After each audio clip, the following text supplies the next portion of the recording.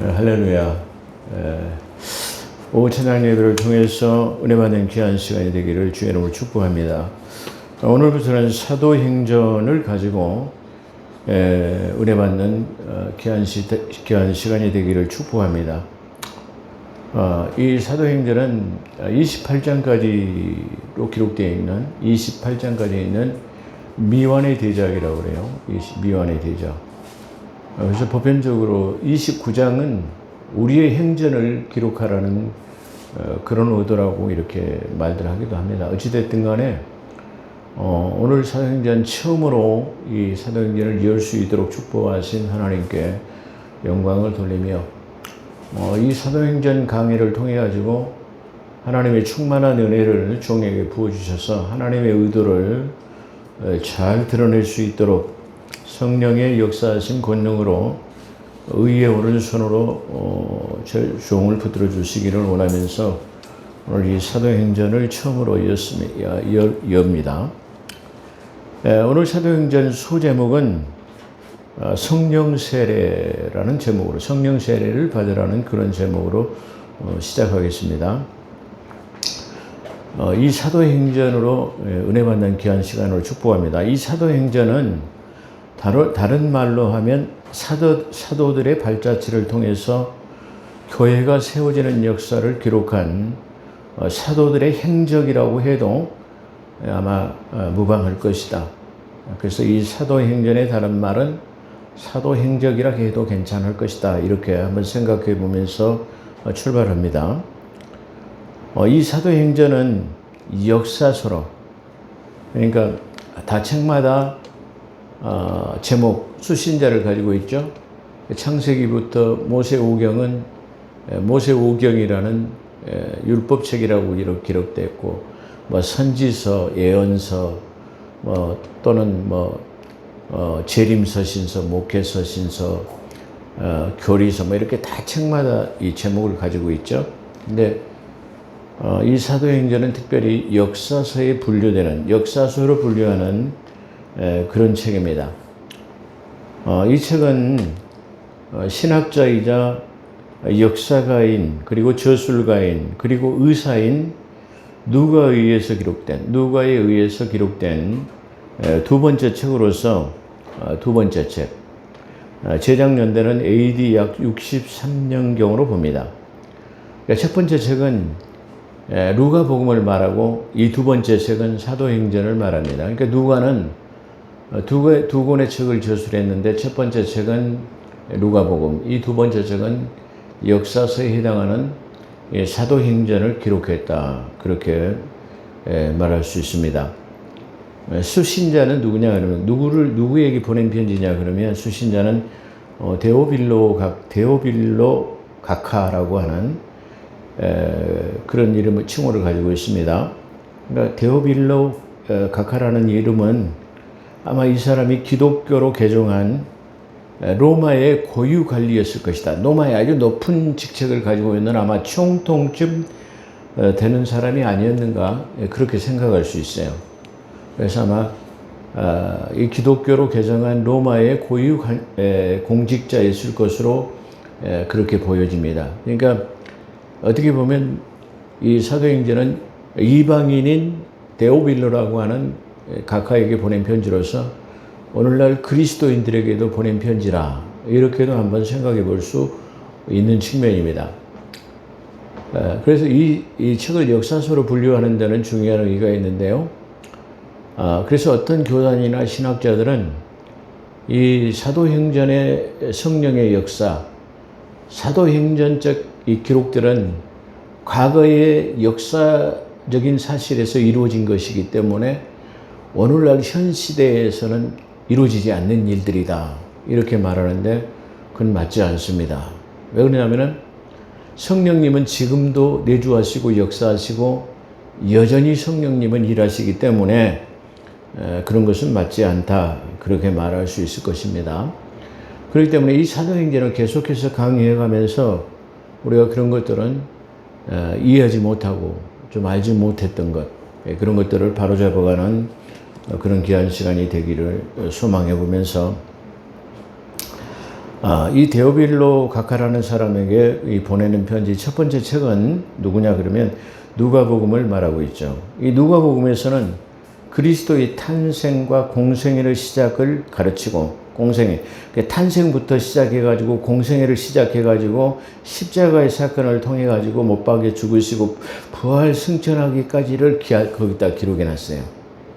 중요한 것은 이 누가복음도 다른 세 명의 복음 기자하고는 좀 달리 독특한 문체가 있죠. 그 문체가 뭐냐면은 역사적인 사실에 미루어서 쭉 기록해놨어요.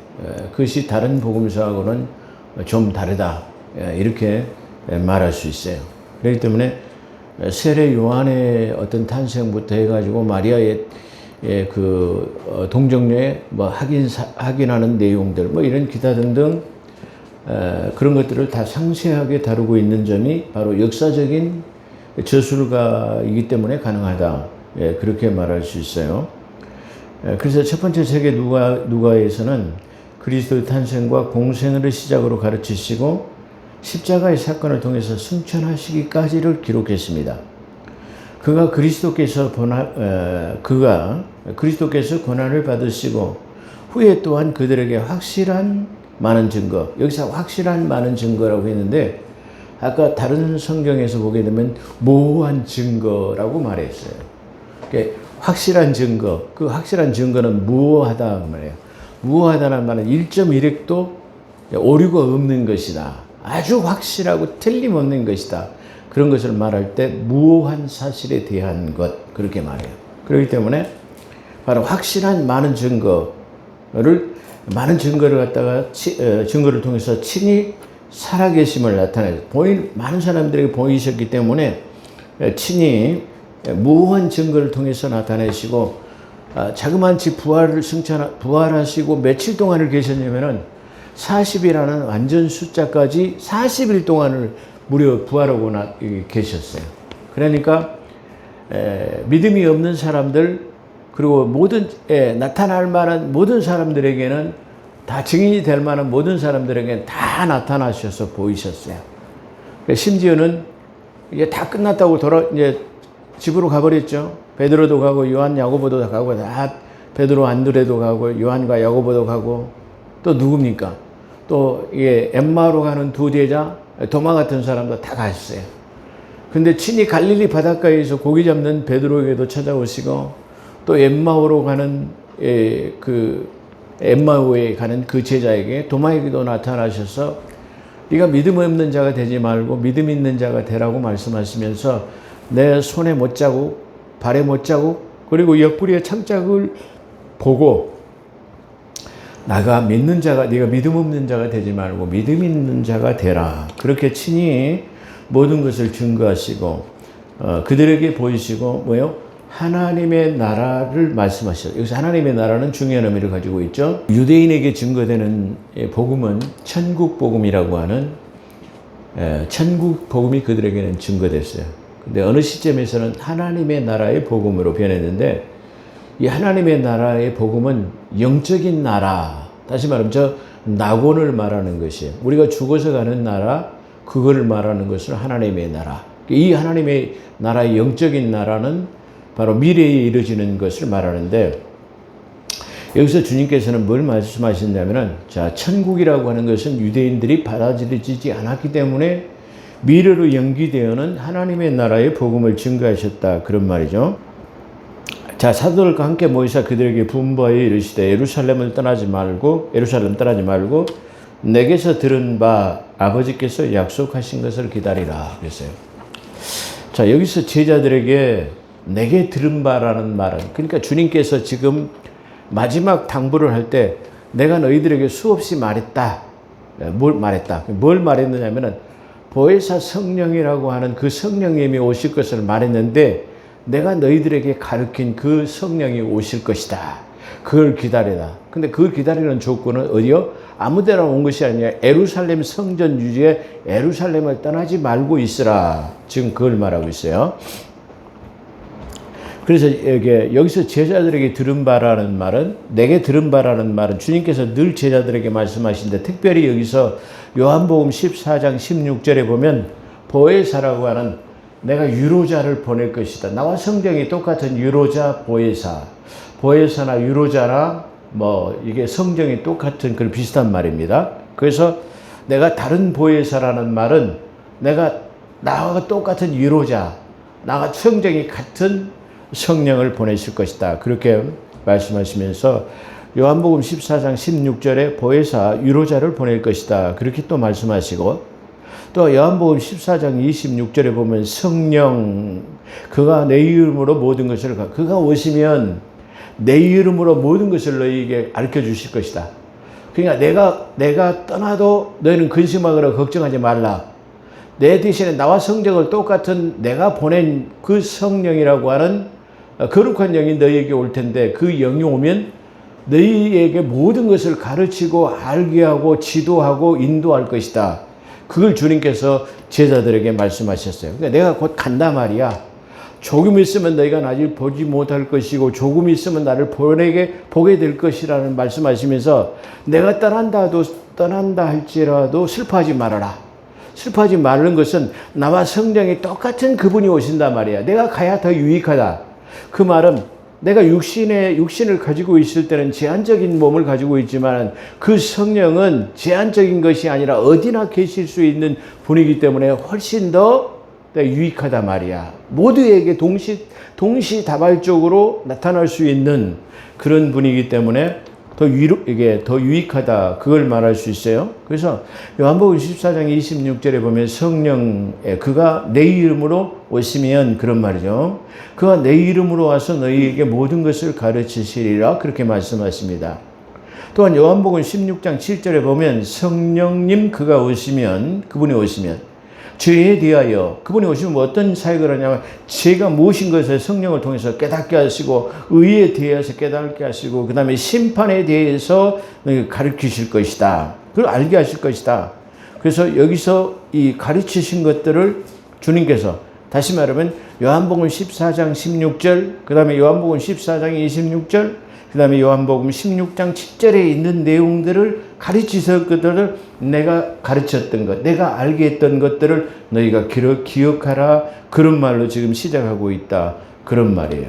그래서 여기서 항상 지금 주님께서는 이 사도행전을 통해 가지고 내가 너희에게 가르쳤던 그분이 유로자이시고 모든 것을 가르치시고 깨닫게 하시고 알게 하시는 그분이 오시는데 그가 누구냐? 성령님이시다. 그 성령을 기다리라. 그런 말이죠.